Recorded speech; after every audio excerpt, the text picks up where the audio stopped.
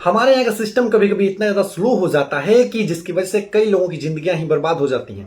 ताजा मामला ये है कि एक व्यक्ति के 100 रुपए की रिश्वत के आरोप में 40 साल बर्बाद हो गए। जरा सोचो उस आदमी के बारे में कि क्या क्या गुजरी होंगी उस पर, उसके परिवार पर, उसके बाल बच्चों पर। ये पूरा मामला रायपुर का है, जहां जागेश्वर प्रसाद अवधिया के नाम से एक व्यक्ति हैं। उन पर 1986 में एक झूठा आरोप लगाया जाता है 100 रुपए रिश्वत लेने के, जब वो रोड कंस्ट्रक्शन कंपनी में बिल असिस्टेंट के रूप में काम कर रहे हैं। अब इस घटना के बाद से उस व्यक्ति को 8 सालों के लिए सस्पेंड कर दिया जाता है पहले तो, उसके बाद उसकी ट्रांसफर रीवा कर दिया जाता है जो कि मध्य प्रदेश में है, और छत्तीसगढ़ भी उस समय मध्य प्रदेश का ही पार्ट था। और ये केस इतना ज्यादा आगे बढ़ जाता है कि 2005 में उस व्यक्ति को 1 साल की सजा और 1000 रुपए का जुर्माना भी देना पड़ता है, लेकिन उसके बाद भी वो अपने आप को निर्दोष साबित करने में लगा रहता है। और बात अभी जाके 2025 में खत्म हुई है, जब उस व्यक्ति को 39 सालों के बाद जो है न्याय मिला है। और लेकिन इस पूरी घटना की वजह से उस व्यक्ति के 2 बेटे 2 बेटियां थी जिसकी पढ़ाई लिखाई नहीं हो पाई। उसकी पत्नी समय से पहले बीमारी की वजह से मर गई, और साथ ही इस दौरान उस व्यक्ति को ना कोई पेंशन मिला है, ना कोई कंपनी की तरफ से फंड मिला है, क्योंकि सरकारी नौकरी में वो था,